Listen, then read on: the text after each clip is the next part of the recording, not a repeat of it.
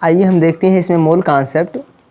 देखिए mole concept होता क्या है, ये अमाउंट ऑफ सब्सटेंस की यूनिट होती है। मोल कॉन्सेप्ट क्या होता है, अमाउंट ऑफ सब्सटेंस की इकाई होती है, यूनिट होती है। देखिए जिस प्रकार से एक डोजन में जो है 12 थिंग्स होती हैं, उसी प्रकार से जो है एक मोल में जो है 6.022 इंटू 10⁻23 पार्टिकल होते हैं। और देखिए जो ये जो नंबर है इसे हम क्या कहते हैं, एवोगैड्रो नंबर कहते हैं, और इसे हम किससे शो करते हैं, Na से। और Na की वैल्यू कितनी होती है, ये 6.022 इंटू 10⁻23 ये वैल्यू होती है एक मोल में जितने पार्टिकल होते हैं, या फिर कह सकते हैं एवोगैड्रो नंबर की ये क्या होती है, ये वैल्यू होती है। अब देखिए एक मोल, जैसे कि हम एग्जांपल लेते हैं, एक मोल में कितने इलेक्ट्रॉन होते हैं, ये 6.022 इंटू 10⁻23 इलेक्ट्रॉन होते हैं। एक मोल में कितने इलेक्ट्रॉन होते हैं, अगर ये कहा जाए कि एक मोल इलेक्ट्रॉन है, इसका मतलब उसमें कितने इलेक्ट्रॉन है, 6.022 इंटू 10⁻23 इलेक्ट्रॉन है। अगर ये कहा जाए एक मोल सोडियम एटम है, इसका मतलब उसमें कितने एटम हैं, ये यानी ये है 6.022 इंटू 10⁻23 सोडियम एटम है। अब देखिए नंबर ऑफ मोल्स का फार्मूला क्या होता है, नंबर ऑफ मोल्स का फार्मूला होता है वेट अपॉन मॉलिक्यूलर वेट। याद रखना जो वेट होना चाहिए ये किस में होना चाहिए, ये ग्राम में होना चाहिए। इसके अलावा अगला फार्मूला क्या होता है, number of particle upon Na होता है, जहाँ पर Na क्या है, एवोगैड्रो नंबर है, एवोगैड्रो नंबर की वैल्यू ये होती है। और क्या होता है, ये होता है वॉल्यूम लीटर में अपॉन 22.4 होता है। याद रखना जो वॉल्यूम होना चाहिए ये आइडियल गैस के लिए ये फार्मूला होता है, आदर्श गैस के लिए।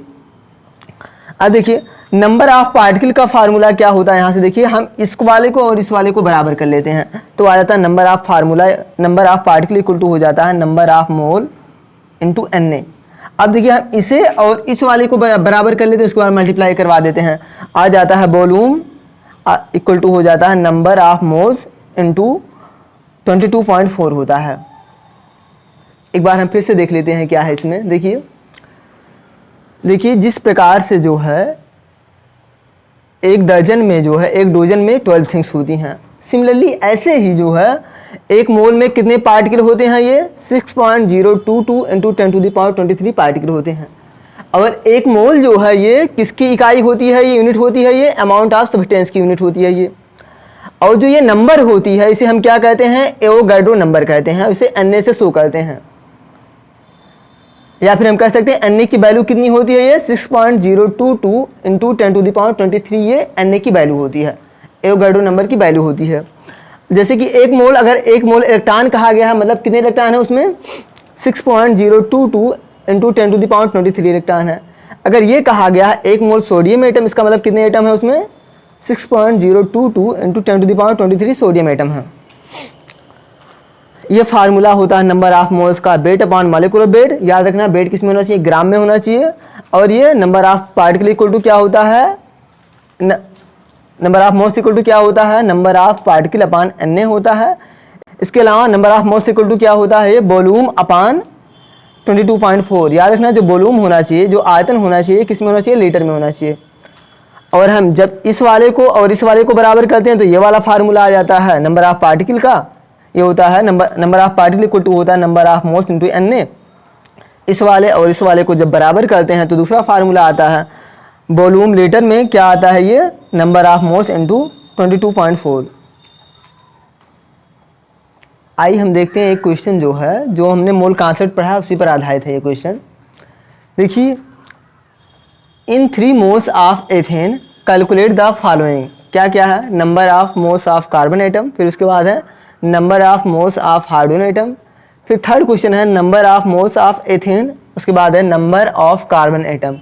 यहाँ पे 4 क्वेश्चन पूछा गया है, लेकिन किसमें है, इन 3 मोल्स ऑफ एथेन। देखिए जैसे कि एथेन का फार्मूला क्या होता है, ये होता है C2H6 होता है एथेन। इसका मतलब क्या है, इसे बनाने में जो है कितना कार्बन लगा है, ये 2 कार्बन लगा है। और कितना हाइड्रोजन लगा है यहाँ पे, और लगा है 6 हाइड्रोजन लगा है यहाँ पे। एथेन को बनाने में जो है कितना कार्बन लगा है, 2 कार्बन और 6 हाइड्रोजन लगा है। अब देखिए अगर जब इसका 1 मोल होगा, इसका 1 मोल होगा तो इसमें जो है कितना कार्बन के रिक्वायर्ड होगा इसमें, तो मतलब है ये 2 कार्बन, इसमें 2 मोल इसका होना चाहिए कार्बन का, और इसके हाइड्रोजन का कितना मोल होना चाहिए, 6 मोल होना चाहिए। जब 1 मोल एथेन का है तो उसमें कार्बन कितना होना चाहिए, 2 मोल होना चाहिए, और हाइड्रोजन कितना होना चाहिए, 6 मोल होना चाहिए। सिमिलरली अब देखिए, लेकिन यहाँ पे कहा है 3 मोल है, एथेन का कितना मोल है, 3 मोल है, तो हो जाएगा 3, अब यहाँ मल्टीप्लाई करवा देते हैं सब में, हो जाएगा 3 मोल, आ जाएगा 3 गुणे 1 आ जाएगा यहाँ से, या फिर आ जाएगा ये वाला हो जाएगा 2 गुणे हो जाएगा 3 मोल, आगे ये कितना हो जाएगा, अब पूरे में हम यहाँ, और यहाँ आ जाएगा 3 मोल, इतना हो जाएगा ना। यानी कि 3 मोल अगर हमें ये एथेन बनाना है तो इसमें कार्बन कितना मोल होना चाहिए, ये आ जाएगा ये 6 मोल हो जाएगा। कितना मोल कार्बन एटम होगा इसमें, 6 होगा। और इसमें ये कितना होगा, ये आ जाएगा 18 मोल हो जाएगा। इस तरीके से है ये क्वेश्चन। अच्छा ये देखिए, number of moles of carbon atom, यहाँ से आ गया ये 6 मोल हो गया, ये पहले वाले क्वेश्चन का आंसर ये है 6 मोल। और दूसरे number of moles of hydrogen atom, ये क्या हो जाएगा, ये हो जाएगा 18 मोल हो जाएगा, दूसरे वाले का आंसर हो गया। अब कहा है number of molecule of ethane, देखिए 3 मोल है Na का। अब देखिए जब 1 मोल होता है तो उसमें कितने पार्टिकल होते हैं, 1 मोल C2H6 होगा, तो उसमें होंगे Na के बराबर क्या होंगे, C2H6 मॉलिक्यूल होंगे ये।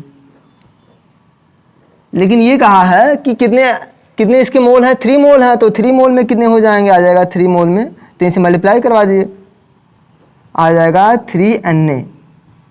अब Na की वैल्यू आप रख देना, Na की वैल्यू क्या होती है, ये आ जाएगा 3 × 6.022 × 10⁻23, ये आ जाएगा कितना होगा, ये 660, फिर उसके बाद आ जाएगा 18, इतना हो जाएगा ये 23।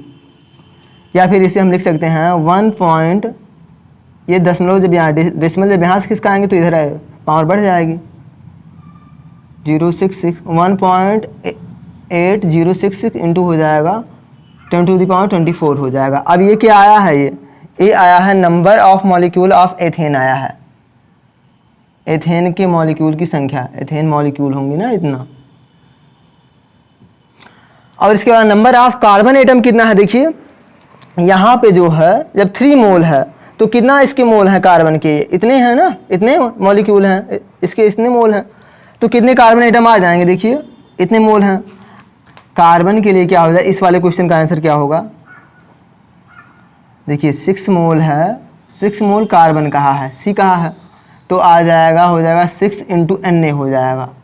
1 मोल में जो है 1 मोल कार्बन होता है, कार्बन एटम होता है, तो इसमें Na होते हैं। 1 मोल अगर C होता तो किसमें कितने एटम होते हैं, Na के बराबर, अवोगाद्रो संख्या के बराबर होते हैं।